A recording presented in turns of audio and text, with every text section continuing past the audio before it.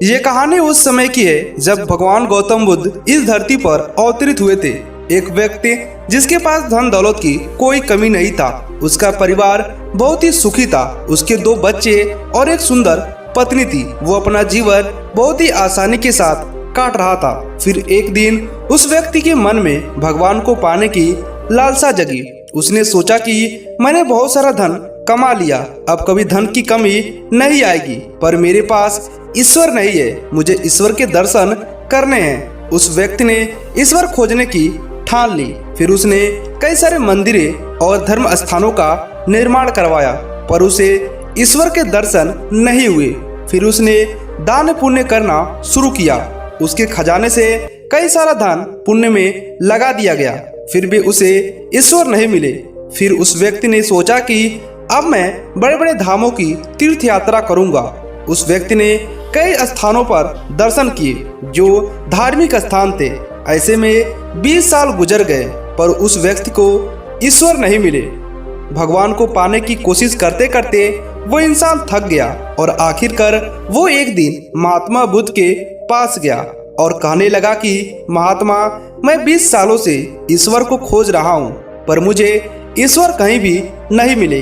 क्या आप मुझे ईश्वर के पाने के लिए कोई मार्ग बता सकते हैं? उस व्यक्ति की बातें सुनकर महात्मा बुद्ध उससे पूछने लगे कि सुनो बालक, ईश्वर खोजना कोई बड़ी बात नहीं है, वह तो बड़ी आसानी से मिल जाते हैं। अच्छा, तुम ये बताओ, ईश्वर खोजने के लिए तुमने क्या क्या किया और कहाँ कहाँ खोजा? वह व्यक्ति बुद्ध को पूरी बात बताया कि मैंने कई सारे मंदिरें और धर्म स्थानों का निर्माण कराया, दान पुण्य किया और कई सारे तीर्थ स्थानों के दर्शन भी किए, फिर भी मुझे ईश्वर नहीं मिले। महात्मा बुद्ध उसकी बातें सुनकर हंस पड़े और कहा, ठीक है, तुम्हें ईश्वर के दर्शन करने हैं ना, तुम शाम के वक्त मेरे पास आ जाना, तुम्हें ईश्वर मिल जाएंगे।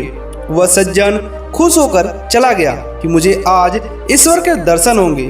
फिर कुछ देर बाद संध्या होने को आई, पर महात्मा बुद्ध संध्या होने से पहले कुछ ढूंढने लगे।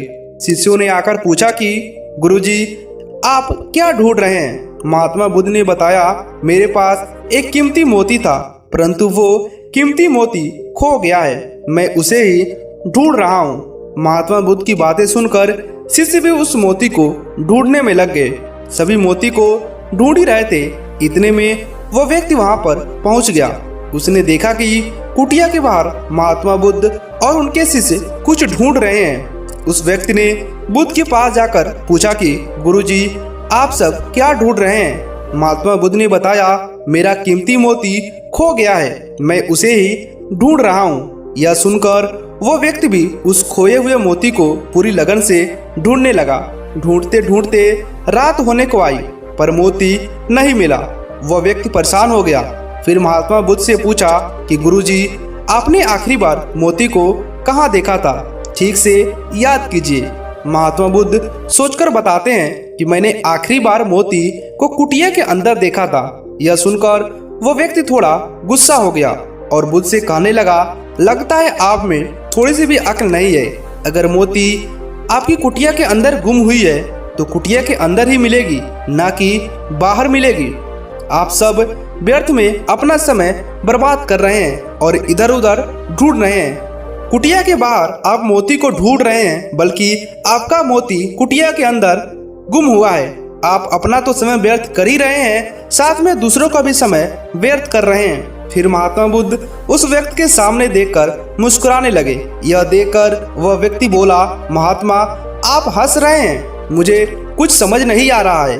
महात्मा बुद्ध बोले, वत्स, मैं तुम्हें यहाँ बुलाकर यही तो समझाना चाहता था कि जिस ईश्वर को तुम 20 सालों से बिना सोचे इधर उधर ढूंढ रहे हो, उसे तुमने कभी अपने अंदर की कुटिया में खोजा ही नहीं।